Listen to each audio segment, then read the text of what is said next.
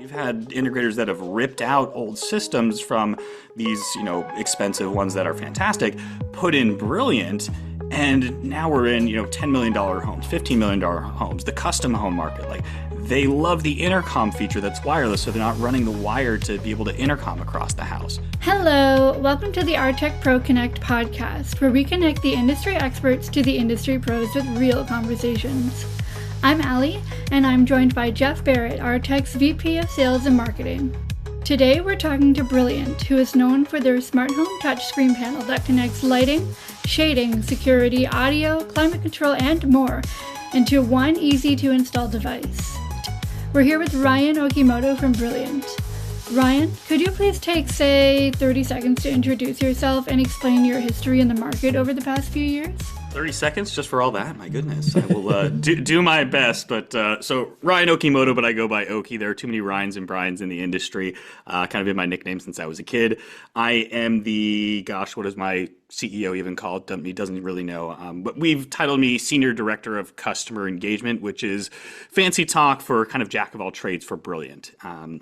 Essentially everything from customer success, sales enablement, project management, project deployment, training and education, sales itself, beta testing, customer support. It all kind of funnels through me. So that's where I come into the fold. I've been with Brilliant about 6.5 years now. Before that, I was with a Wi-Fi startup you're probably familiar with named Eero, and before that, a speaker company you're probably familiar with named Sonos. So that tech world, gadgets and gizmos, kind of industry disruptors in a little bit of that sense. That's my bread and butter, what I love to do and be involved with as we kind of build brands up that can be into really everybody's home and just make tech more accessible in whatever they were looking for. So that's where I come into the fold, and yeah, love what we're doing with Brilliant. Perfect. And what have we been working together? What, about 6 months now, let's say, for argument's sake? Yeah, I think roughly 6 months. Yeah. And a lot's happened with us, between you and I specifically, but also between the companies. You came up and joined us at our Builder Show trade show about a month ago now at this point. Fantastic success. Definitely hit the audience we were looking for and hopefully the penetration in the grand scheme that we were looking for. You mentioned, kind of being a one-stop shop yourself in terms of your experience. That's what we've seen. That's the support that my team is getting from you and your company, and my customers are now starting to see as well. So no, that's fantastic. Thank you for that. Yeah, and that's part of how we look at a lot of this. These have to be partnerships. It's one thing to get a product placed with a partner, but it's another to truly have them engage back. And Jeff and Aly, to your credit, you've reached out. Hey, we'd love to do a podcast. Absolutely. We're going to lean in as much as we can because we'll try and offer these things to certain partners, and other partners might not be as engaging. So it's fantastic that not one, you're willing, but two, we're actually executing that as well. So happy to show up as a joint force, and we're going to continue to do more of these sort of engagement type of projects with you, whether they be, more podcasts in the future, or even, lunch and learns, trainings virtually, things that we can do. And I hope to get back up to Toronto or support you with another show that's maybe somewhere else across Canada. So happy to be here and love working with you and the team. Love it. I appreciate it. And so I do have a bit of a script, as I said, in terms of, or an outline as to what I want to cover today. And it's mostly because I've been having these customer conversations now about Brilliant. You've sent some customers our way that are new to us that have been installing Brilliant that I have absolutely drilled for as much information as I could. So that's been good for us. So a couple of the things that I hear, good and bad. So let's start with the origin story, for lack of a better term. You and I talked about this on the webinar, but I'd like to cover it here really quick as well. It was a customer of mine that actually reached out and said, hey, did you know, or can you clarify for me, was Brilliant a different company before? I feel like I've seen them something. So there was quite a bit of knowledge, I guess, there before, but you want to just touch on that real quick for us again in terms of how you evolved from, say, 3 years ago to today? Yeah. So let's flash back to when the product was invented back in concept 2016, first product 2018. So Brilliant's actually been around for, what is that now, 7 years, 8 years, roughly in that space. And it was designed originally as a retail product. And it was, hey, let's bring these smart devices together and make it affordable in that smart home control platform to give you something that's different than the Crestron, Savants, and Control4s of the world, which are, to be clear, always great products, amazing products, but maybe not scalable for every job, every client, every builder, whatever that may be. And as we started to grow, and this is just my position. The original CEO, it felt like he wanted it to be all things to everybody. So we were dabbling in retail, we were dabbling in the professional world, we were dabbling into security, dabbling into energy efficiency, dabbling into solar, all these different things. It didn't really feel like we were maniacally focused on what the product was telling us. So eventually what happened is we did come under new ownership about a year and a half ago now. The great piece to that is while that happened and there was a bit of a transition, nothing ever dropped offline. So if you were a brilliant customer before, and you were none the wiser, your experience was the same. You could set up a new system, you could add all your integrations, everything remained online. You maybe didn't see an app update for a little bit, but your experience held strong through all of it. So we did come under new ownership as Brilliant Next Gen about, again, a year and a half ago. And since then, we've had a change of business strategy, which has really helped us grow and be focused on what the product is telling us. And the product was telling us, hey, you are a professional product. Your average cart size is larger.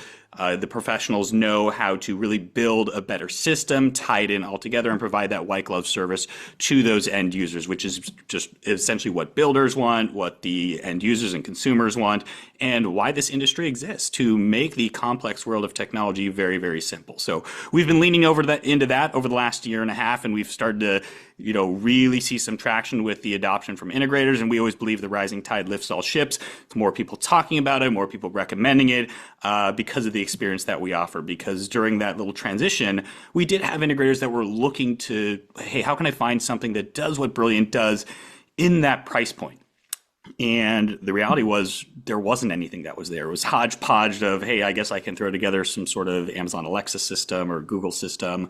Or conversely, I have to go spend thousands of dollars more for a scaled down, Crestron Savant or Control 4 system. So we really had this or do have this niche in the marketplace. It's now just leaning into those that were leaning into us. And that is the professional world. So that's our focus. That's what we're doing now and why we're here with you.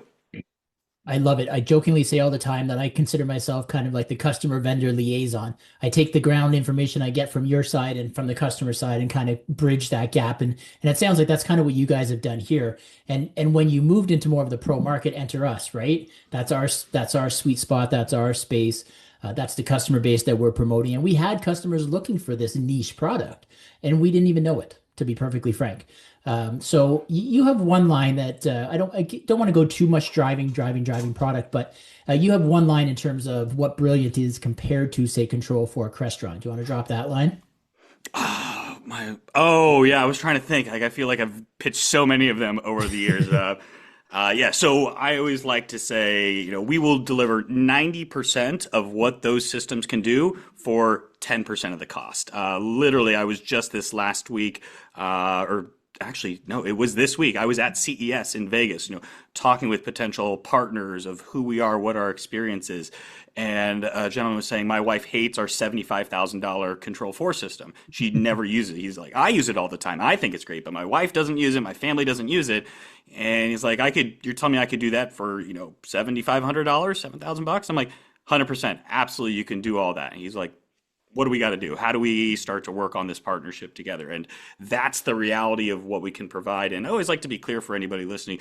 We don't do the video side. We don't want to touch the video. That's not our focus and objective, but all the rest of the smart home, the lights, the locks, the doorbells, thermostats, speakers, shades, garage doors, plugs, security. We just tie it all in and make it accessible to anybody in the house. And I always say the smart home is only as smart as, the slowest person that can use it. So anybody that walks through that front door, aka I'm singling out my father who was born in 1946, he's turning 80 this year. If I can get him to use this system, anybody can use this system. I totally agree. And it was my dad who actually saw one of our podcasts or webinars that posted on the YouTube and called me and said, I want that. So, really? Hey, no way. That's 100%. Awesome. And he turns 83 this month, actually, in February. So yeah, 100%. It catches attention, right? And I didn't know there was this niche market out there. That was absolutely a bit of an eye opener for us, right? So, yeah. Okay, so let's talk about markets. So with this transition a year and a half ago, you've made this more dedicated focus. What are you finding are the biggest penetration markets? What categories? I know we've talked about builders in the past. You came to the builder show with me. I think that one's a given, but I'd still like to touch on that. So who's your main categories and verticals that are picking up your product and running with it? Yeah, I'd say, the integrators that are looking to provide, scalable solutions for those customers and clients that aren't really looking to go all in and break the bank on a system. So, people that have existing smart home devices, but maybe don't have a full system engaged. So I see a lot of every home I'm walking up to, for the most part, at least in new construction, I'm seeing a Ring doorbell or a Google Nest doorbell or some sort of smart doorbell. But even for all those people that are out there, if they have a smart doorbell, I'm thinking, man, wouldn't it be nice they press the doorbell? It pops up on the brilliant screen when they're in the kitchen, when they're in the office, when the kids are playing. They know if it's the Amazon delivery driver, if they know if it's their friend that's coming over. So anytime I see a smart doorbell, that's a potential client of ours. Anytime I walk into them, hey, there's music. Is it Sonos? Yeah, that's a potential client of ours. Anytime there's multiple smart devices in the home, those are just the perfect matches, because the whole point is, how do we simplify this experience from, hey, I have that folder on my phone that says home control, and you have, for me, I've shown you, like, it's not 9 apps, it's a swipe. Oh, there's 9 more apps, it's a swipe. It's 9 more apps. I'm like, oh my gosh, it's too many apps. How do we make it so it's just one app for them that simplifies everything? And so creating that awareness is, part of what we're trying to do here with you, part of what we're trying to lean into, whether it be marketing promotion through socials, marketing promotion in the kind of CI space, all of that. But that's really the specific client. And this system is so scalable. It's tough, Jeff, when you say, like, who are you really focusing on? Because we can go with the production home builder that's starting at a really, really low price point, but just wants to offer something basic. They literally throw in one brilliant control and they call it a smart home in a day.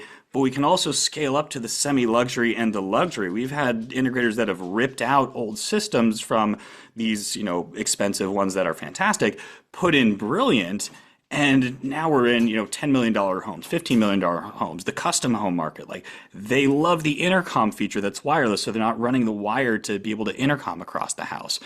We've seen creative experiences, and this is actually more relatable for you up in Canada, where Brilliant's been used with relays that can actually turn off the heaters on the roof to melt the snow, or the driveway to melt the snow. Like, if you have a relay that can handle any sort of wattage limit, excuse me, anything that has an on-off switch can technically be controlled by us. So that target market, it's rough. It's more the integrator that wants a simple solution that's in, out, done, that's delighting the clients, that they're not spending a week going through training and certification. They're not back because drivers are breaking on integrations, because we don't have those drivers. These are direct partnerships that we have.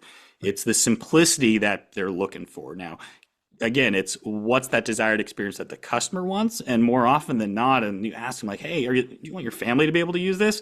They say, yeah. This should always be one of those options you're at least offering, because of how easy it is. And I think that's the real goal of a smart home, and the vision of a smart home is that it needs to be easy for everybody, like I was saying earlier. So I can't really say it's just this one market. It's really hard for me to be like, oh, but no, we can do so much with everybody. To be honest, I was setting you up. The point is, there isn't an answer, right? In my experience, everybody's talking to me. I can talk Brilliant to everybody. It's a builder, it's an electrician who doesn't do automation but does lighting control. It's a Ring camera installer, it's a doorbell installer, it's a door lock installer. Literally anything that really is in my book of business, we can touch. So I think that was cheeky right of you. I was not expecting that. Well, but yeah, and that's the thing, because normally I have to bring products up when I'm introducing a new brand. I have to explain, obviously, who the brand is and some reputation there. But once I get into the story and I start talking Sonos and Ring and all the different compatibilities, Lutron Cassette out of the box, integrated Alexa, sorry, it's going to trigger mine, but oh yeah, no, I got you. So 100%, I don't think there's any installer out there in my world, in the low voltage electrical world, automation world, integration world, who shouldn't have this in their back pocket as an option. My favorite selling point is simply, almost everybody has a common area. And in that common area, you've got 1, 2, 3, or 4 switches, right? And that's usually a focal point, whether it's a front hall, the kitchen, whatever you want to deem it. Pulling out these 3 or 4 gang boxes and throwing in a system like this with instant integration, everybody pretty much in today's world has 1 or 2 devices. It might be a $10 Amazon plug-in to control a light. Doesn't matter. If there's one, there's an in for this kind of a capability to tie everything together. So I think everybody has a different perspective as to what they would do with it, but I have yet to find a category that I can't talk to this. Yeah, and I love the fact when we think about putting in the home, you mentioned, like, hey, it's going to go in that main entryway or hallway, just rip it out. Because, yeah, it's the light switch. And for those that aren't aware, you take out the old light switch, you put us in, it uses the high voltage electrical that's already in the wall. You don't need to change any rough or anything like that. So whether it's a retrofit or new construction, it works just fine. But the fact that there's no extra gear, no extra hubs, no extra wires, no long-term contracts, no monthly fees, nothing hidden in a server closet, nothing plugged into the router, none of that extra stuff, like the product out of the box, like I have one right, like this is all that you need, and you're off and running. It's kind of wild in that sense. Like, again, that's what people don't have. And like, wait a second, that's the custom look. That's what an integrator can provide to be like, hey, I didn't know this was possible. I thought I had to get a bridge to plug into my router. And then my house is a little bit large. And do I need a repeater? And what's going on with all, like, no, you don't need any of that stuff. That's it. And you're off and running. And I like that there's so many solutions built into the one, because the more the different models have a better price perspective, in my opinion. So the 1, 2, 3 gangers, the price relatively gets better, in my opinion, because the devices per dimmer, obviously, if you're buying just the touch screen and then you go out and buy 3 dimmers on its own, you buy a motion sensor or a motion camera to tie into the intercom, you guys have all that built into the device. So again, for the person who just wants to do some lighting control for a customer, just wants to tie together 3 devices, they're not looking to get into a big integration. Straight out of the box and a very straightforward install. Agreed? 100%. The modularity of our system is kind of where we shine. And if we have anybody that works with builders, I think that modularity is really key. And what I mean by that is, let's say we have 2 different builders that are across the street from each other.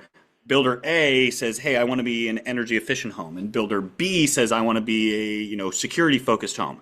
You can still have Brilliant as the foundation and tie in these separate smart devices. So that energy efficient home, I'm going to do more smart lights. I'm going to do maybe some smart shades to be able to block the sun during the summer. I want to do a smart thermostat. And those are going to be sort of my smart things for energy efficiency. Emphasize the motion detection to turn lights off when there's no motion. Great. Brilliant's the forefront and that end user experience that can deliver that experience. Builder B, like I said, the security side. Well, now I'm going to do, still Brilliant as the one control, but now I can do a smart lock. I can do a smart garage door. I can do more smart lighting. I could potentially do shades if I wanted, so up, down, make it look like I'm home, but the lights on and off for the timing. And now I can also add in a security system, Residio, Ring Alarm, and that's my security-focused avenue. So again, you can, as a builder, or the integrator, even pitching the builders, you can market these as completely different smart home strategies, deliver completely different, I'd say, value propositions, but the experience is still us. And that's the modularity that is so key to say, yeah, we really work with any integrator depending on their focus in this space with smart devices. 100% agreed. And that is the point, right? I talk about one product to one customer, and then I talk the same product to 5 different categories, and I'm going to get 5 different conversations, right? So again, different terms, different conversations. So let's jump a little bit. So now that we've kind of gone, there's no specific market that you're necessarily targeting. Can we talk about what maybe you see as a common error out there in terms of this space? Like, what are installers doing right? What are they doing wrong with your product? Can you speak to that a bit? Yeah. I mean, I'd love to say they're always doing everything right with our product. I'd say, the key thing we always try and preach, and a lot of the value prop for us is, they're saving money by not doing some crazy fancy expensive system. We're trying to help you build a bigger basket and really maximize the feature set of everything that we offer. Emphasizing how we make existing product experiences better, I think, is one thing that is maybe missed out on, not touched on. Because we can say, hey, we work with Sonos. It's great. You can control your Sonos. You have tactile volume control now. The sliders can be remapped, and that's generally known. What we don't really talk about enough are those real life experiences and having it relate to them. And what I mean by that is, I show this off almost every time for Sonos, and I'll give one for Ring as well. But for Sonos, I love Sonos. I work for them. I have their product all across my house. If I don't have Brilliant, when I leave the home and I open up the Sonos app, if you're not on the home's Wi-Fi, Sonos app doesn't work. So you leave. Let's do real world experience. We leave and we ask, hey, Aly, did you turn off the music back at the office? And Aly's like, yeah, totally. I turned it off. And you come back the next day and the music's still playing. Like, son of a bee. Like, look at that. Cheeky. Okay. But because Brilliant's on the home's Wi-Fi, anywhere in the world your phone has data, you can access Brilliant system to see, oh yeah, Sonos is still playing. Let me go ahead and pause that. Like that's a real world experience to make an existing product better, which, Sonos can't even control Sonos remotely for the end users. I know the professionals can go into the back end dashboard and for the business side. And Ring, hey, if I have a Ring doorbell, I press the Ring doorbell, I'm going to get that Ring notification on my phone. But I always like to call this the anxiety device. We're on this all the time. Screen time is very sensitive. Maybe I'm cooking in the kitchen. Maybe I'm busy like typing here at the office. I don't always want to have my phone or have my phone accessible. It pops up physically on the Brilliant Control. You see who it is. You can have a two-way conversation. You can even lock and unlock the door directly from that. You don't need the Ring app. You don't need to have your phone.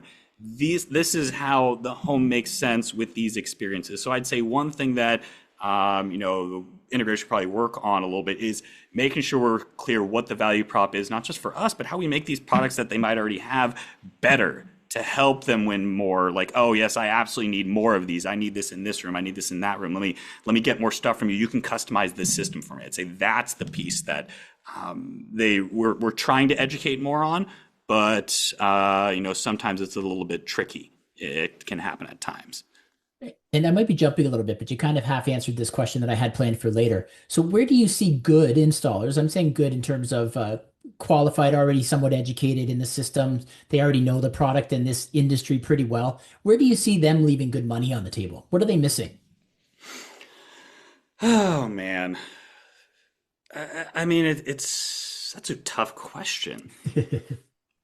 I would say the opportunity to market their business with us. And one thing that we try and let these partners know is, we have MDF that we want to use and work with you on. So if there's a builder group you'd like to join, let's have a conversation around how we can promote your business. If you want to do some social promotions, hey, let's have a conversation with you about how we can work with you on joint social promotions. Hey, if there's builders you're targeting, you need a demo, and I try to let our entire integrator network know this. And I'm okay offering this to you, Jeff, Aly, the Aartech team. If you have an integrator that's coming in that says, man, you're telling me about this product, is there any way I can get a live demo? I want to pitch this builder or pitch this client for this luxury home. You just say, okay, I have this opportunity. Can you hop on and give a demo of your house? If you haven't seen it, I'm more than happy to do it. We can do it live in a future one, Jeff. We can post it to your YouTube page for Aartech. I give an in-home demo because my house has everything. Lights, locks, doorbells, thermostats, speaker shades, garage doors, plug security, all those categories. So my house is the demo house. It's one thing to look on our website. It's one thing to talk to us and say, yep, it does all these things. It's another when I take my laptop in one take and walk around my house and show these things and bring the experience to life. I'd say that's an opportunity that our partners are not taking advantage of enough that I'm more than happy to do. That's a big piece because I can tell you every time I give the demo, wins over. Like it's sold. The client will love it. The partners love it. It just works. And this is how I live in my house. And when people see that live, that's the big thing. Like, okay, so they're missing out on those opportunities for us to support them a little bit more as they're looking to promote their business. But if they need more marketing materials, reach out to us. If you want, stickers to put on your trucks, reach out to us. If you want some banners potentially, like reach out to us. These are the things that we have some MDF, so market development funds for, that we want to work with you on. So all those things that we're trying to promote, lean in on us. If there's education pieces that maybe you don't feel as prepared, we have our Brilliant Certified Expert program. It is completely free. Takes roughly 2 to 3 hours of your time, everything from the sales pitch to the installation, configuration, the white glove. Utilize that tool. So, even newer things, we just released what we call ProView. It's a professional dashboard that you as the integrator can log in. You can see all the homes that you've done installs for. So it's just, hey, you can email proview@brilliant.tech. I'd like to be signed up to your ProView account. Fantastic. We light you up. And now you and anyone on your team is a part of your organization. And every subsequent home that you install from here forward, just make sure you're invited in. Hey, Mr. and Mrs. Customer, can I continue to support your home, troubleshoot it? We're going to add my email in. I will not, touch it unless you ask me to. You can charge a service for that as RMR as the integrator, but that's something free that we have that maybe they're not aware of. So trying to get the integrators to utilize all of our tools that we have at their disposal to make them more efficient, to show the value that they bring to the customer. Like, hey, you can sell Brilliant into the home as is, but hey, I might charge you, X amount per month, and now I'm supporting your entire smart home. You have any questions, give me a call. I can troubleshoot it.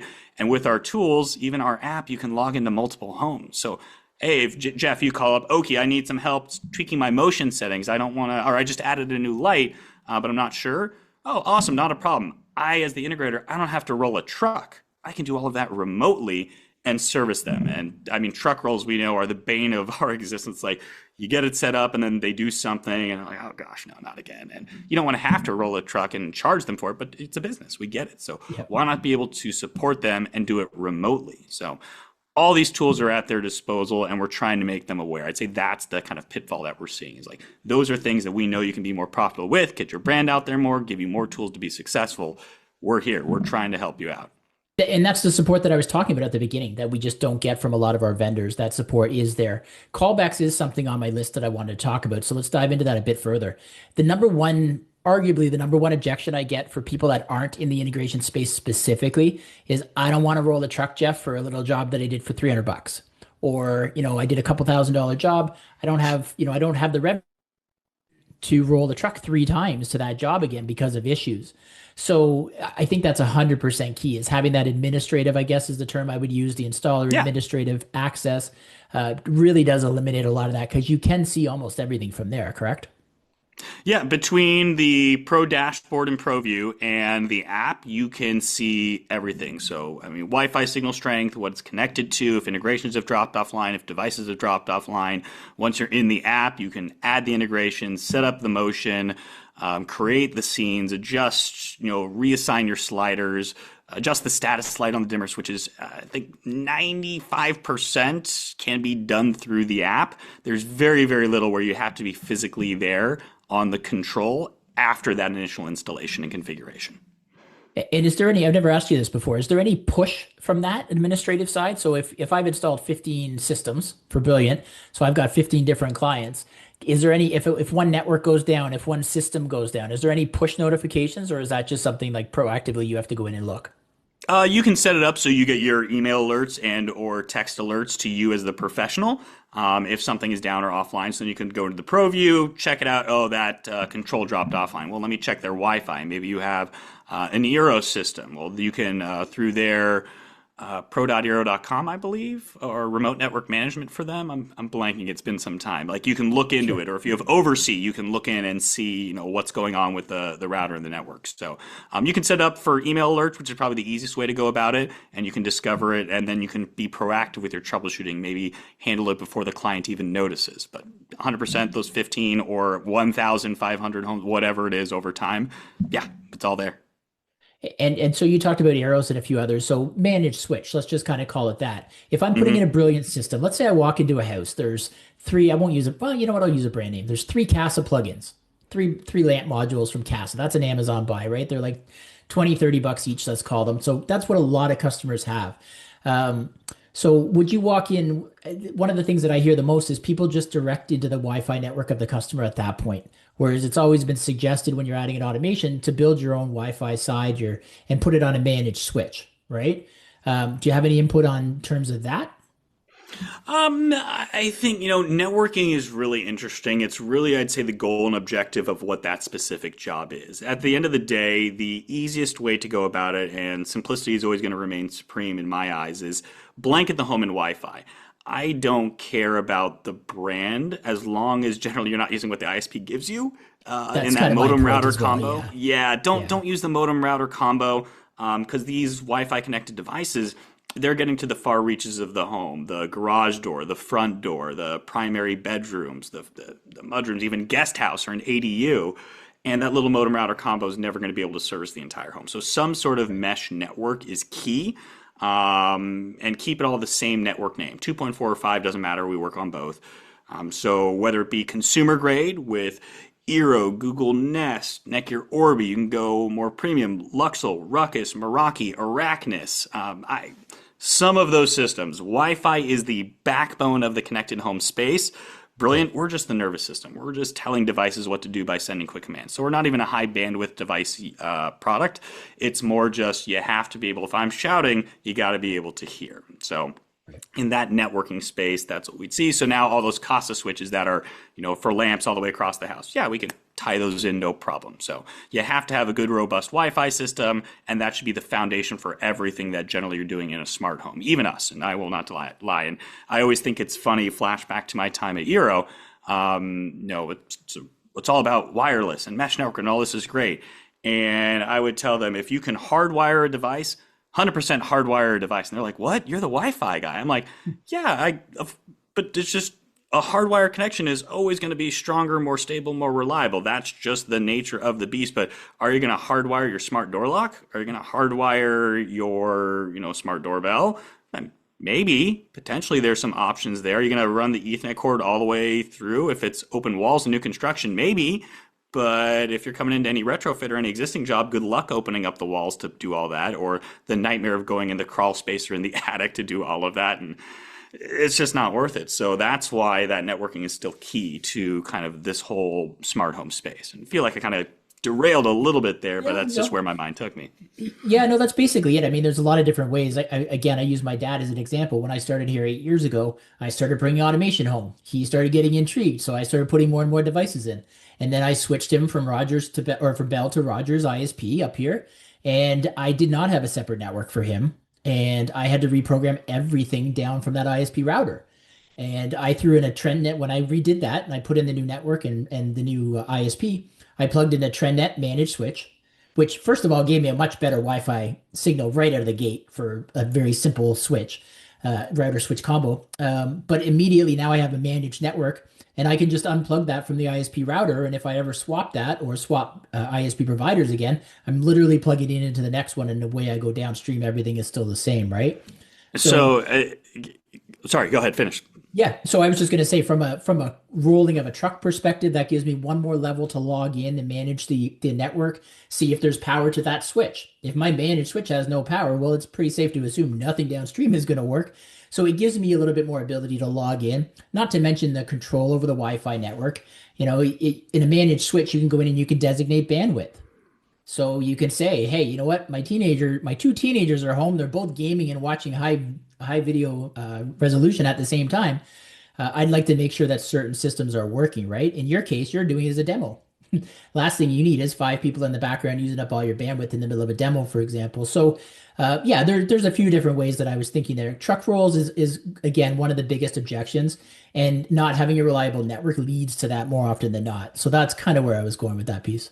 Gotcha. Yeah, and it's funny you mentioned managed switches, and depending each system for your Wi-Fi will prefer if you use like an unmanaged switch or a managed switch. Sometimes the routers handle that, sometimes they don't. It's again, what level of oversight do you want as that professional? But I was thinking of a hack for that situation, Jeff, so you don't have to reprogram everything. So let's say you switch, ISPs, from Bell to Rogers, Rogers Bell, whatever it is, you get your new device.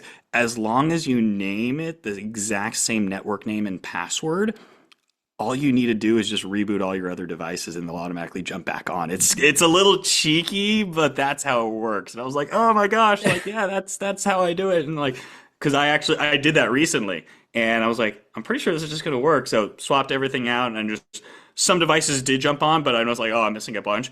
Literally, I was like, all the breakers on my wife wasn't home. All the breakers in my house off. Wait 5-10 seconds. All the breakers back on. Okay. And then everything reconnected to the network. So I didn't have to worry about, I have to go to this and change the network name and password. This, change the network name and password. This, change the network name and password. Just made my life a lot easier. Honestly, I called a couple of my partners when I was doing that with my dad's place, and I asked that, and they gave me the same advice. They said, honestly, if you can get the name and everything exactly the same, it should work. I just couldn't. But what I didn't do was that master power reset that you were talking about. I shut down the network and things, but I probably didn't do enough based on what you just said. But all the more reasons, right? Because if we had a proper switch in there, we wouldn't have that problem moving forward. So exactly, yeah. And those proper switches are just fantastic devices now. And it actually popped into my head. One thing we haven't mentioned, it is actually available for sale now, is the PoE version of our product. So that's a big one of, hey, if you do have that opportunity to get through the walls, or you're pulling all your Ethernet cords, that opens up the flexibility for Brilliant to be more like a traditional in-wall control panel, but we're also not bound by the height of the gang box and where the electrical is. So you can place Brilliant exactly where you want to place it. So instead of being at electrical height, hey, I want one exactly right here. Great, I place it right there. I just use a little 2-gang box and pull the Ethernet cord to there during rough. Sweet, I'm done. And now we use those sliders and remap them for some Lutron Caseta lights or Philips Hue lights or the volume of my Sonos speaker or something like that. And I get that tactile experience that I'm looking for. So I am very excited about the PoE. But of course, you need a nice, fantastic switch to do that. Good thing for us on PoE, you don't have to worry about PoE Plus or Plus Plus. We're 3 watts. It's like 3.2 something watts of power. So you're probably going to have a PoE Plus Plus or PoE Plus managed switch. Don't have to worry about any sort of power limits with us, which is great. So now let's put it together on that whole Ethernet and managed solution. More things are moving to PoE. I have PoE cameras. I have PoE Sonos speakers. Their Era or their Sonos Pro 100s. Those can be powered over Ethernet. All these PoE devices start to tie in together. It's like that's a complete solution that we can offer, which is, again, easier than electrical at times, and it's just where things are starting to move towards. So very excited for that. 100%. And in terms of the one comment I get when I'm talking automation to customers is, Jeff, this isn't a new build, it's a retro. Like, I don't have the ability to pull wires. I don't have the ability to do this and that. What's your pushback there? You touched on this a little bit already, but what would you say to somebody that comes back and says, hey, this is a retro, I can only do so much? I say, shh, don't talk, you're pretty, and I pet them on the head. It's like, they don't like that one. I literally show them the product. I'm like, oh, you see these wires here for your high voltage electrical? Perfect. Take out the old light switch, put us in. They're like, I don't need to pull anything? Nope, don't need to pull anything. I don't need to do anything? Nope, that is it. So it's a perfect product for any retrofit job. The only requirement, you must have a ground and neutral wire. So you have to have the 3 wire there. So for us here down in the States, it was any home built after, I want to say, the early to mid 90s, they made that code and requirement. Now there's the expectation of what should have been done, and then there's also the reality of what electricians actually did. Hey, I'm expecting to see, green, white, red, and black, and I'm seeing purple, yellow, and blue. I'm going, what the heck am I doing? Which wire is what? So as the best practice, please just take out one light switch and look in the back. Make sure you have the proper wires. You have the proper wires. You see the ground and neutral. You're good to go. So you don't have to worry. The retrofit world is a sweet spot for us because you're not cutting into walls. You don't have to worry about how do I do my drywall work. You have to worry about beams when I'm cutting into stuff. Like, where is this? It's there. Don't change anything. But this home, my house was built in 1951. I'd love to have brilliance in every single spot, but I don't have a neutral in every spot, so I have to pay an electrician to come to those places. But the main places where I want it, right at my front door, in my kitchen, in my wife's she shed, back in the bathrooms, like I have it everywhere I need it. 100%. And really, that's what I want to come back to is you are literally pulling out 1, 2, 3, 4 switches and replacing them with this 1, 2, 3, 4 slide gang box, a brilliant system, right? So it is that easy. And often people just think that automation has to get in the walls. And really, I think Wi-Fi has come a long way. I want to talk on that a little bit too, actually. Used to be 5 years ago, everybody talked about Z-Wave. Yep. Z-Wave. Jeff, I need Z-Wave. Jeff, I need Z-Wave. Wi-Fi is unreliable. Don't trust it. Don't want it. The industry has swung, right? And I want to get your opinion on this a little bit. I did some research myself. So I have these customer conversations, and the word Z-Wave doesn't come up as much as it used to. Not even close. And I think people trust Wi-Fi more than they ever have. I think that's part of it. I think networking in general has become, much more evolved than it was 2 years ago. You talk about mesh networks and things like that, having the ability to build our own. But ultimately, excuse me one second here. No, you're good. But ultimately that really boils down to that kind of a scenario. So what's the advantage to having access to the walls? Is there anything that they can do if they get into that stage? Not a new build? If they have access to the walls, it's going to provide, I'd say, better Wi-Fi coverage in the exact location that you need and more of a custom tailored look. So a lot of the Wi-Fi solutions will provide ceiling mounted kits that are available for them. So now you don't have to worry about, something that's on taking up a counter. in a table, or you're trying to hide it if you don't want to see it, like inside an entertainment center, then that blocks your coverage.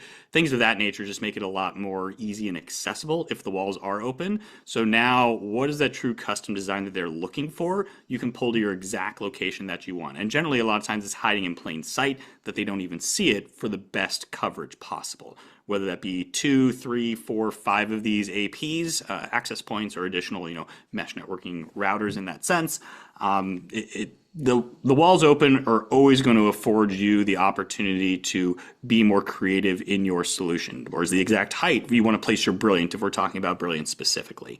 Where are you going to want to intercom across the house? Those things, as opposed to I have to find where the light switch is, where the camera might not be pointed exactly where I want it to be pointing. I can look into a room, but I'm missing like that part of the couch that my dog always sits on. Now with the walls open, I place the Brilliant control exactly where I want to place it. And I use that because that's an exact example that I have. My Brilliant control is right there, facing towards me here in my little kitchen, living room, dining room area. It's a small home. But where my dog sleeps on the couch, that camera doesn't quite sit. Like, man, I wish I could have the walls open. I could put my Brilliant on this wall. That's the side that I want it on. So afford you that opportunity there. I actually had a customer tell me that a while ago that they put in a different height at a nursery. They wanted the nice, camera fantastic. At crib level, right? So they put it in at a lower height. So yeah, that wasn't something I'd planned, but that's definitely something that came up. So let me jump back to the Z-Wave quick there before my voice cut out on that last one. So talk to me on Z-Wave on your system. So a customer comes back to me, an installer comes back and says, hey, Jeff, you know what? I've been putting Z-Wave systems in because that was what I was told 5 years ago. I've been doing Z-Wave for 5 years. Yeah, I do some Wi-Fi, but really I'm still Z-Wave. How does Z-Wave apply to your world? So to be clear, Brilliant foundationally by itself, we are a Wi-Fi based product. So all the integrations, everything that we do is tied in through Wi-Fi for the partner devices. Z-Wave, because there's a lot of devices out there, we saw it was topically relevant. So there's essentially 2 ways to get certain Z-Wave devices, and most Z-Wave devices, not all, but a lot of the categories that we work with. So the lights, the locks, the doorbells, and all that stuff. There's 2 ways to get that in. Or I should say 3 now that I think about it. The first one is if the device has some sort of Z-Wave hub to get it to the cloud. I'm thinking smart locks as the main category. So I have a Z-Wave smart lock. Great. If I have that little hub that goes in the wall, that gets it to the cloud, which then we can talk to. So the Yale smart locks, the August smart locks, they have that. The old Z-Wave ones have the hub. Great. We can discover those devices. The second way is a more generic SmartThings hub. So if I am a SmartThings user, that can take all your Z-Wave lights, locks, plugs, switches, outlets, all that stuff, and we can bring those Z-Wave devices into Brilliant, and now they're discoverable, and we can do all the automations that we would have done if it was a native integration. The third way, and the intriguing way, is if you are a security dealer and you use the Residio or the Total Connect platform. So they have, I want to say, 4 different types of panels. And these are security panels, traditional security systems. Lynx, Lyric, Vista, and Pro Series panels. Well, those systems, if you're a security dealer, you've been doing Z-Wave outlets, plugs, and light switches, a bunch of them all over the place. Through our integration with Residio, that acts as a Z-Wave hub for Brilliant. So any device that those security dealers have tied in, that's Z-Wave appropriate for those security systems, we can also pull into Brilliant. So everything that they've done is not necessarily obsolete. It's just what's that right creative solution to bring it into Brilliant. So SmartThings hubs, which are strikingly hard to find through Aartech. They need to make more of these things. It was a Samsung SmartThings hub. Oh, you have them. Okay, great. Because I did some looking on Amazon like a couple months ago. I'm like, out of stock, shipping into. I'm like, what? Like they're still popular because again, these legacy devices.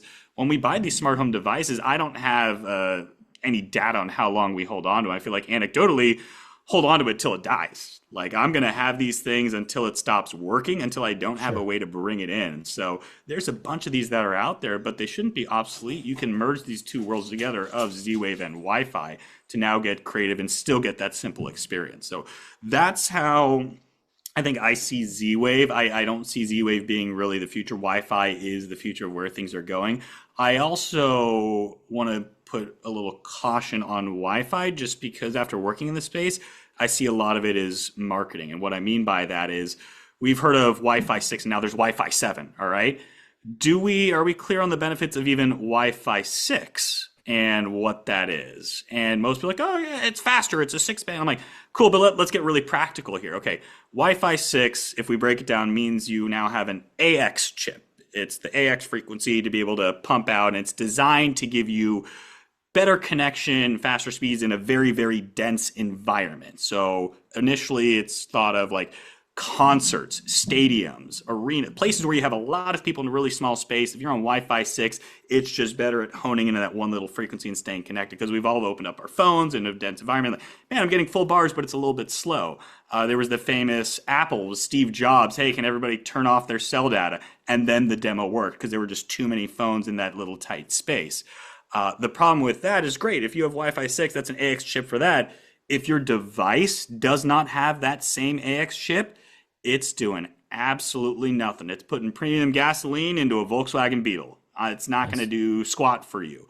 So let's pull back the onion further.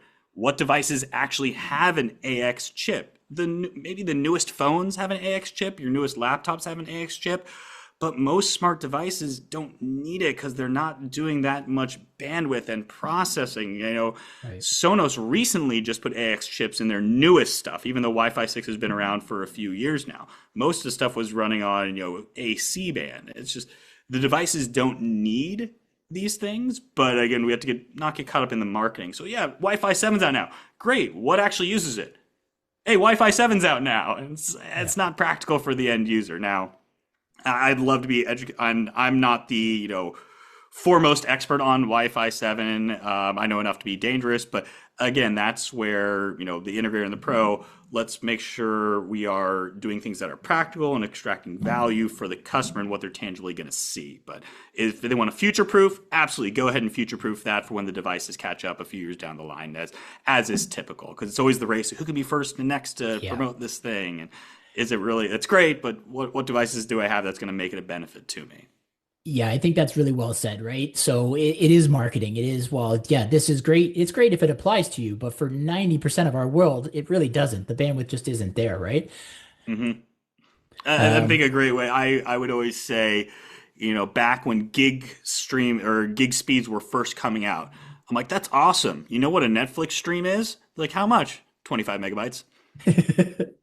So what are you doing with the other 975 megs? Do you really need gig speed? And it's changed now, device and 4K streaming and all these other things. If you're gaming at the same time, there's absolutely a need for gig speed internet now.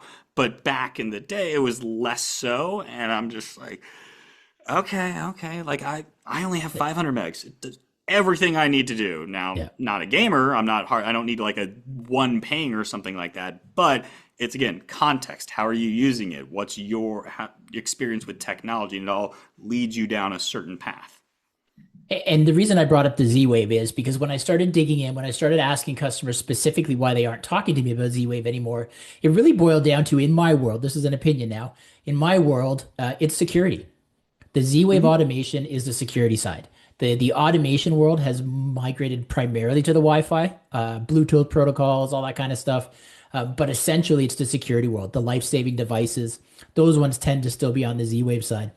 So if we're talking to an installer who's on the security side, adding automation, they've probably put Z-Wave in already. So I think, talking to the hub, we've got shades installers. It's an easy way to tie in some higher level shades that are Z-Wave connected, right? Mm-hmm. We talk about your ecosystem, which I do want to touch on real quick, is instantly expanded by adding a SmartThings hub. So there really is no limitations with the system. And talking about retro versus builder versus target, whether you want just home automation with Sonos, whether you're actually putting in $30,000 worth of devices, Brilliant ties all of them together, right? Yeah. Really quick, I want to jump back because you mentioned shades right there with the Z-Wave. So within our experience, at least, and actually this would be with all experiences, generally the shade manufacturers have two types of shades. There's a Zigbee or Z-Wave shade, which is obviously actively talking back to the hub and the apps. You can see the status of, is that shade up? Is that shade down? Is it in a certain location? And you know. Conversely, there's also radio transmission shades that are only sending a command out to the shade, so the shade is not talking back.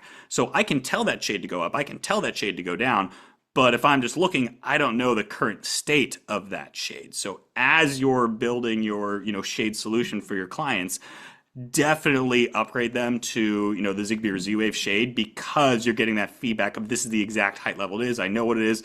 Conversely, when you bring it into Brilliant, you'll also know, and then you can remap a slider. So now that slider can do the height of that shade directly, as opposed to just, oh, I have to tell it to open or tell it to close and I don't know where it's at. So part of that knowledge and customization is key to understand within each product category. So I wanted to touch on that because here in my house, now I think I'll quickly show you on the app, I have two shades from Somfy. One is an RTS, which stands for Radio Transmission Somfy. The other is a, I think, Z-Wave, Zigbee? One of the two, I forget. So when I go to Shades on my Brilliant app, and for those of you that are watching, you can see one has the bar, one does not have the bar. The one that has the bar is the Z-Wave or Zigbee one, because it's talking back to the hub so I can see exactly where it is. That's the level of customization that, man, I'd love to be able to offer that for all of my shades. So go that route. It's a better experience, pretty easy upsell as well. But yeah, I think that's 100% key, right? Is just talking to that, making sure that the experience matches the end user in that case. If all they want is the ability to say, you know what, I just don't remember if I put them up, I'm just going to push the button to be safe. You know, a garage door, I think, would be a good example. You know, it's not the same thing, but a garage door, I definitely want to know what position it's in because that's relevant to my security. Whereas if the shade is up, if I pushed down and it was already down, it really didn't hurt me. Some customers may not care, but that's where we have to qualify. And it really depends on the installer and what they're doing, right? Exactly. I mean, garage door is key. And a quick anecdote for you. So I have a neighbor, young guy, across the street. He texted me at like, I was going to say call, no, he texted. Texted me, it was like 10:30 at night. He's like, hey man, not sure if you know this, your garage door is still open. I was like, oh my gosh, thanks so much. I appreciate it. But in the future, don't worry about it. He's like, don't worry about it. I'm like, yeah, I have it set so every night at 11 o'clock at night, if I have accidentally left it open, it'll automatically close. He's like, really? You can do that? I'm like, dude, you're my age. Like I say young loosely, I'm over 40. But he just didn't understand that that was even a thing, that you could automate your house. I have a neighbor, maybe a little bit older than me. He's got kids who are teenagers. He was like, oh, hey, sorry, you know, Ava, his daughter, like, let me go. I got the key here. Come get the key to unlock the door. I'm like, you don't have a smart lock? He's like, what's a smart lock? Oh my gosh, dude, everybody can have their own PIN codes. You know who's opening the door. You know the status of it, if it's locked or unlocked. There's like geofencing. So just as you walk up, it automatically opens. You can give like temporary PIN codes. You have a cleaner that comes in or the dog caretaker. He's like, oh man, that's great. I'm like, there's so much opportunity out there that you think everyone knows about tech and smart. It's like, there's all these things that are very, very simple and just get them started and let's bring it together. Just it's there. It's right there for the taking. And I think I was just having this conversation at CES with some people.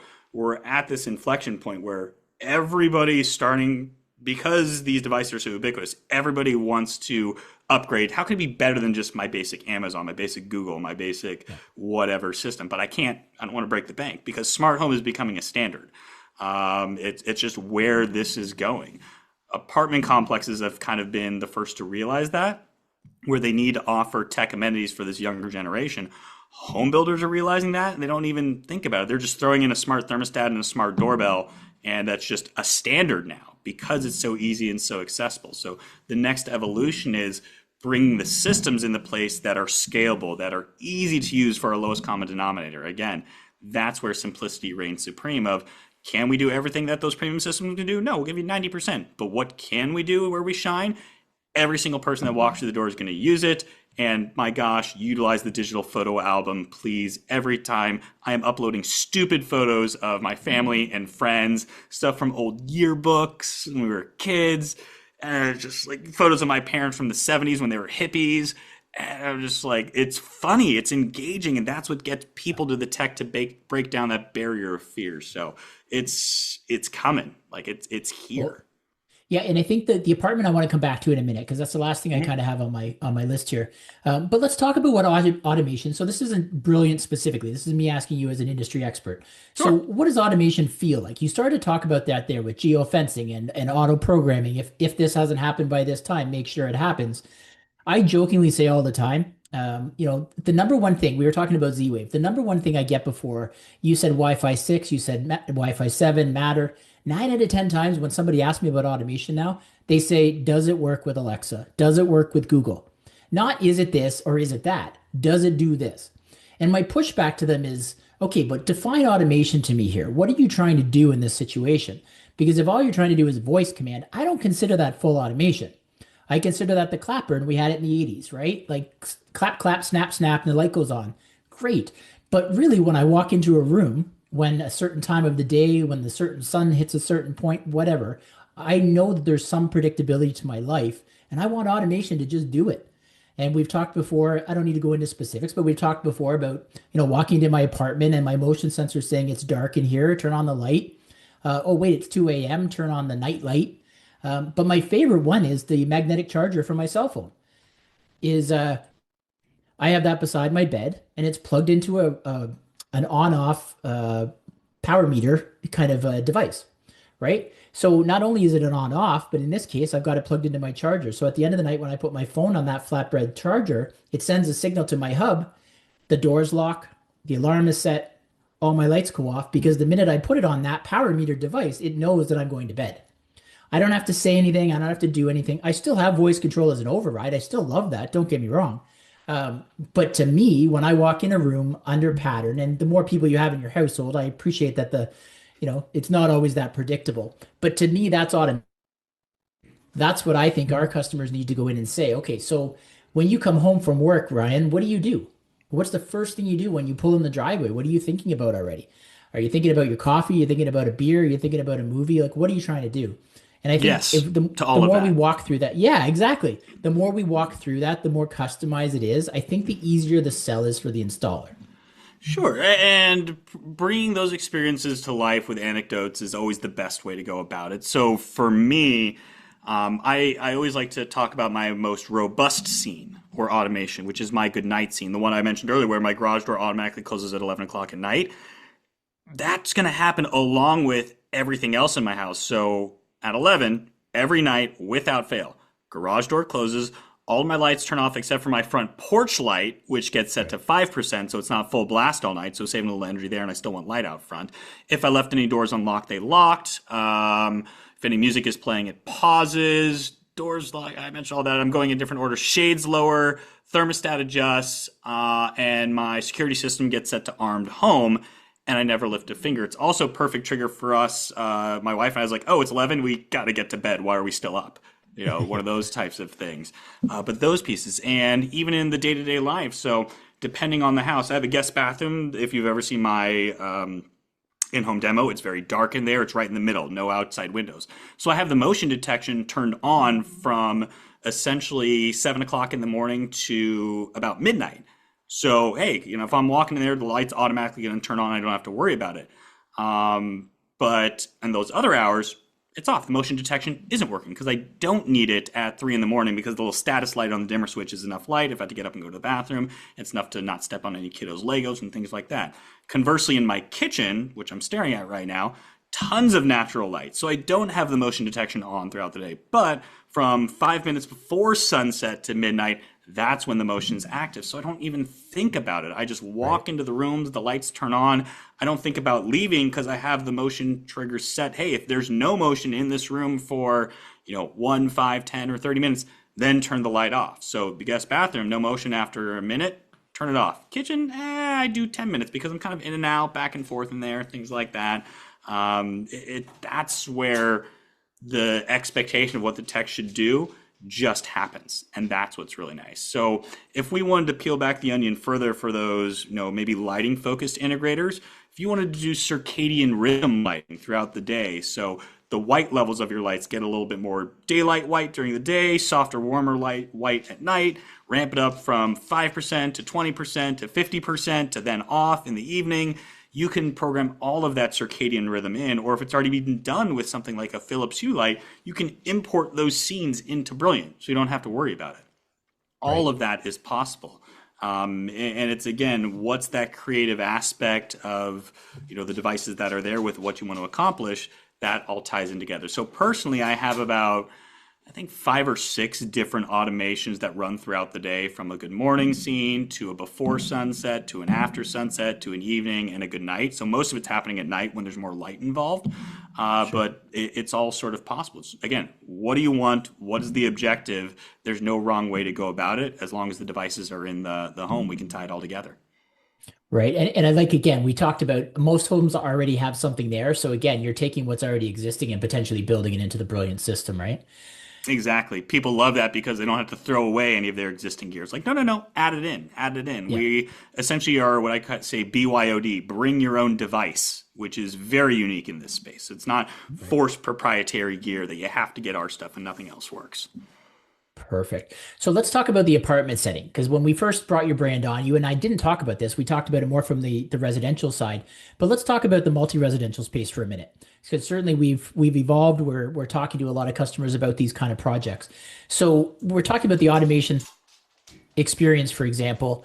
So I'm a tenant. I rent my condominium. So when I moved in, I am not allowed to hardwire anything. I am only allowed to plug and play, right? So I'm very limited in my automation. How can Brilliant help me in a situation like this?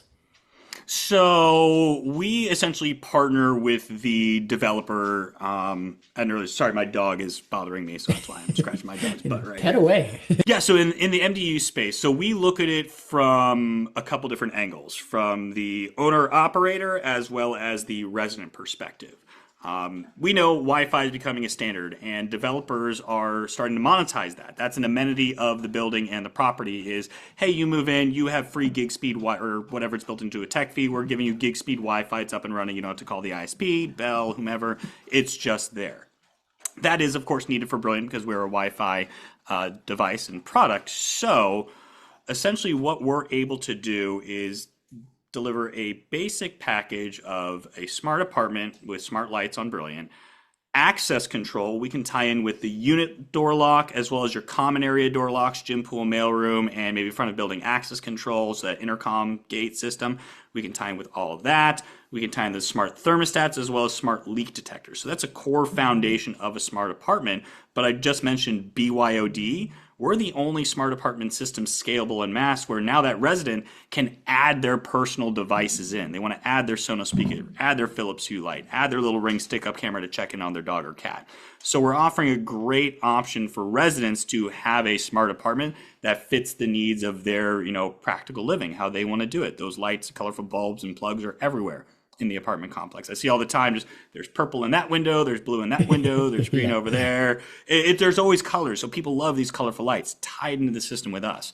What matters on the kind of property management side of this, though, is let's say I have a smart apartment and smart devices, but I don't use Brilliant, okay?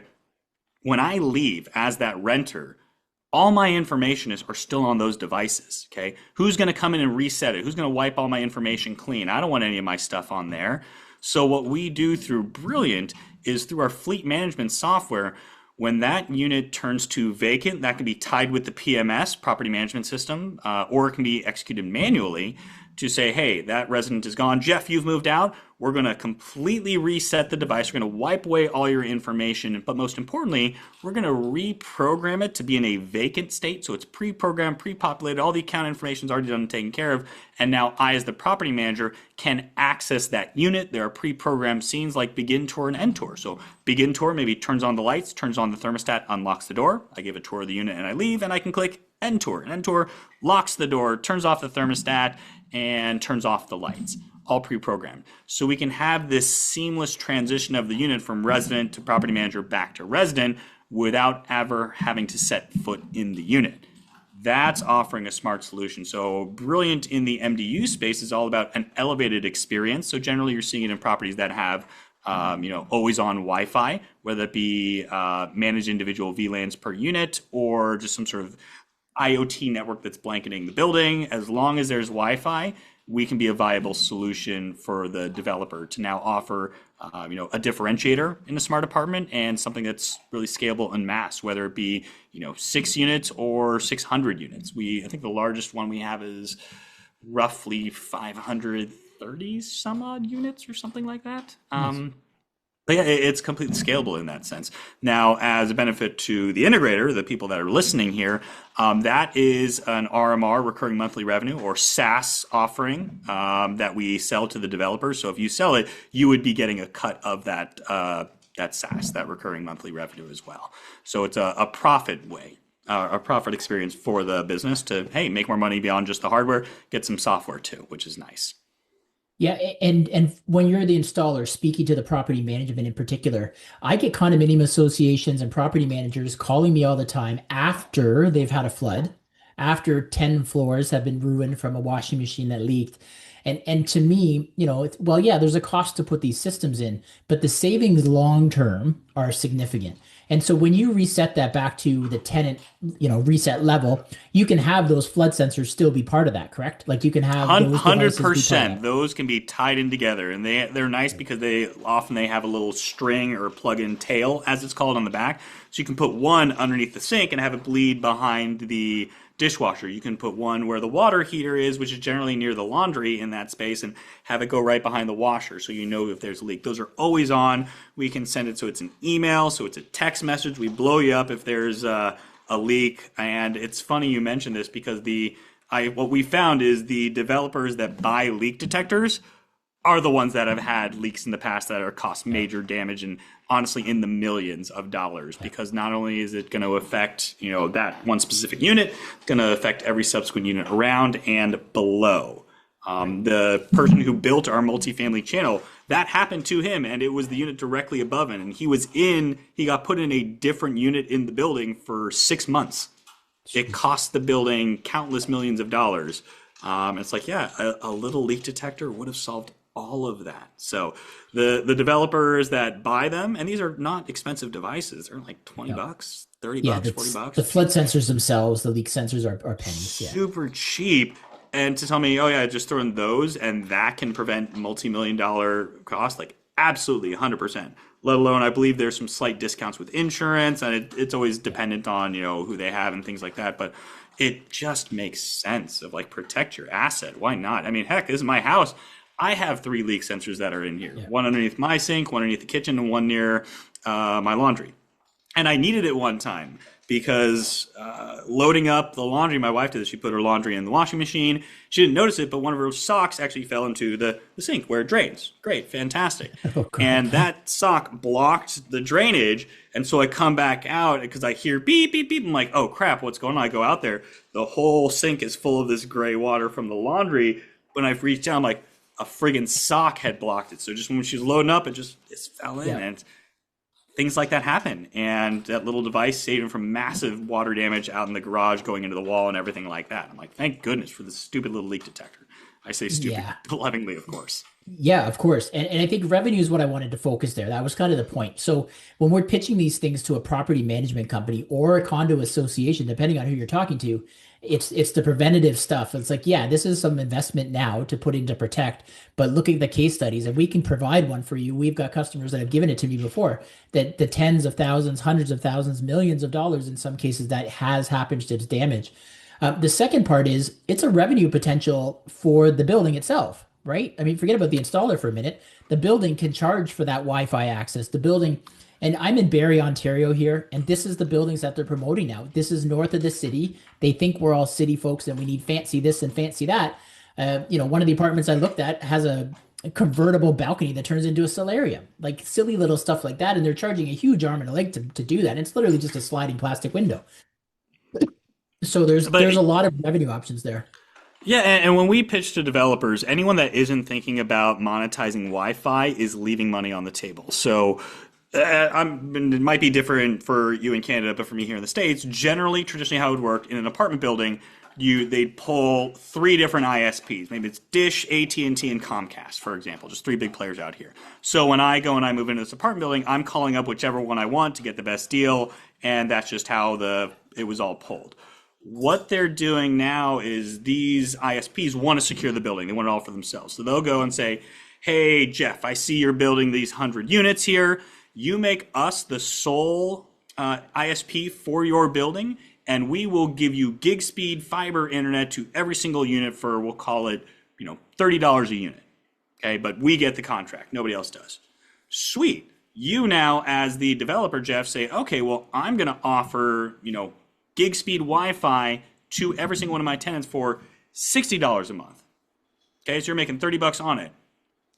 Easy enough, because guess what? Yeah.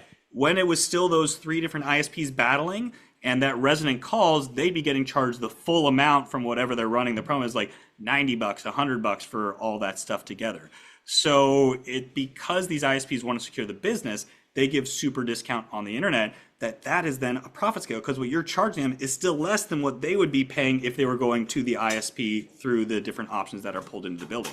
So 100% that is a revenue stream for the developer, that they can call it a technology fee and bundle it in with Brilliant and other things that are in the property, or it can just be, hey, your internet, and it's $60 a month, and that's cheaper than anything else that they would have been doing already. So we're always trying to show, even whatever your solution is, you should be monetizing Wi-Fi for the property. Agreed. And the model up here with the housing crisis, and I'll call it that, is most of the condos they're building now are rental units. They're not building them for sale up here. They're building them to rent them. So this is, you talked about not having to send somebody to show the property, to be able to say, hey, Oki's there. He wants to see the apartment now. I'm going to open the door remotely and he's going to walk in, and I'm going to see him walk in and know that there's not 50 people behind him. So there's a lot of control and capabilities there. The one extension to that is the installer. I say all the time, in the multi-residential space, you probably only have a small piece of the pie. This is an opportunity to really take over everything. So maybe you're in there putting flood sensors in, or you're putting in the main intercom, or you're putting in a door operator, whatever the case may be. But if you can get them to put the Brilliant system in on the pro side, there's so many perks and revenue opportunities to the association. But now you, as the installer, you mentioned the door lock. Great. Now you can install the door lock on the unit. There's an extra. You can put the intercom system that ties in. There's the extra, right? You can put the flood sensors in. There's so many things that you can tie in as an installer, a business-wise, that often you're giving away. And that's what, I mean? Like, an electrician can do some things that they wouldn't do, the locks and things before, but now they have the opportunity if they're doing some of the business. So for me, it's just a great opportunity to show and educate your customer, the same we're trying to do with ours, as to how the ecosystem can grow and how everybody can benefit, right down to the end user who might be paying for this. They're still getting what they pay for times 10, and a lot of revenue opportunities for everybody along the way. Exactly. Perfectly said. So I think the industry is realizing that. And again, that's where it's going. I'd say internet and Wi-Fi has become a modern utility. You move into a new place, you set up your water, you set up your electric, you set up your internet. Otherwise, family's kind of pissed off, or you're like, I need to get to, I got to do work, I got to do this, I got to do that. So the reality is, internet and Wi-Fi is a modern utility. Let's start to monetize it. Let's, as a developer, as a business owner, as whatever it is, that should be a part of my business plan. Why am I leaving this on the table? And I can craft and create solutions around this that just makes sense for what I want to accomplish.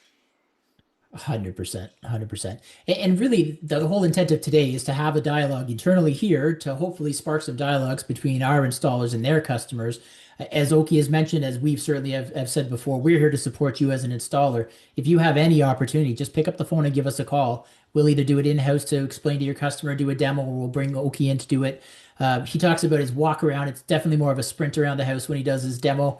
But it is very effective because it does show us, first of all, how instant everything is, how seamless everything is, and just how slick it is to have everything in one place. But when you add in the revenue opportunities on hand and the ability, a lot of our integrators and automation don't touch multi-residential, and there's no reason not to get there. You don't have to go all into everything we just talked about, but putting in a Brilliant in each unit, tying it to the main intercom system, and ideally a door lock, you're giving that building protection on a lot of different levels. I use one example from the access control side. Jeff, you quoted me on, I've had an installer who quoted a building, I think it was 408 units, and they quoted them for access control on every single unit. And you have to network the building. Every single floor has to be networked. Well, there are solutions now where you don't necessarily need to do that. So you can have devices tie in, but the point is that there's a bigger piece of the pie that you now, as the installer, no matter what category you're in, that you can kind of pull this together at the same time, protecting your customer and increasing revenue opportunities for them. Exactly.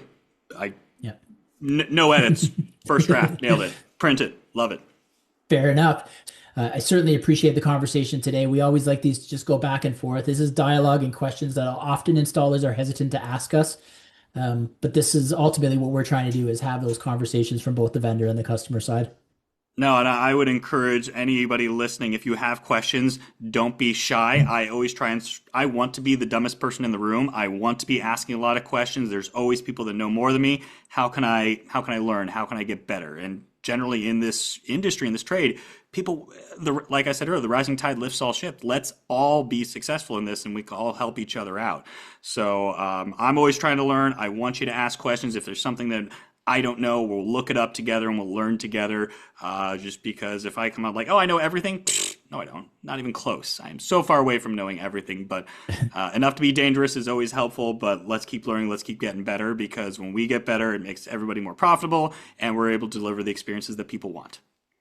100%. And for those that may stumble across this on YouTube or somewhere else that doesn't necessarily know Aartech, Aartech is a wholesale distributor. We have a retail side, but we primarily are focused on the pro side. We sell to installers. That's the education side as well. So yes, we can support in-house if you're an installer and that you're introducing yourself to new automations and things. Reach out to our team. We're here to help you design a system. We're here to facilitate training for you. We're here to facilitate a demo, whatever it is you need. Please understand that is really what separates us from a lot of our competitors, including an in-house locking expert. So if you get into this multi-residential opportunity, you call my team here, fire code, building codes, all these different things. Nobody can know everything. So we, in addition to extra training for the sales team, we have some in-house locking experts and things to really help you design those systems. And I would highly recommend, if you go to aartechpro.ca, you click on the starting point tab, or start here, I think is what it literally says. That if you're new to a brand and we've talked to you about it, definitely that's where I would go to start. Okay, perfect. I appreciate everything. As we've said before, if I bring a partner on these kind of events, if you go to that start here page and you see a brand on there, they have 100% confidence in me and I have 100% confidence in them. They're a trusted partner, so you can kind of take that as a straight run. Anybody that's on there, the confidence is there and we can fully support you.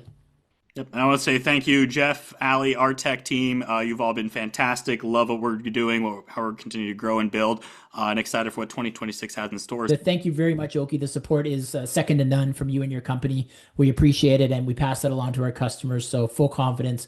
Always appreciate the fact that you jump on and have a live event with us like this. Hey, thank you. Happy to be here. Excellent. Thanks, everybody. Thank you, Aly, for everything. And anybody has any further questions, aartechpro.ca. Feel free to give us a call. We'll post the phone number on the video. Thanks, everybody. Have a great day. Thank you. Thank you for joining us. That has been another episode of the Aartech Pro Connect podcast. We'll be back with more discussion soon. In the meantime, don't forget to like and subscribe so you never miss an episode. Bye-bye.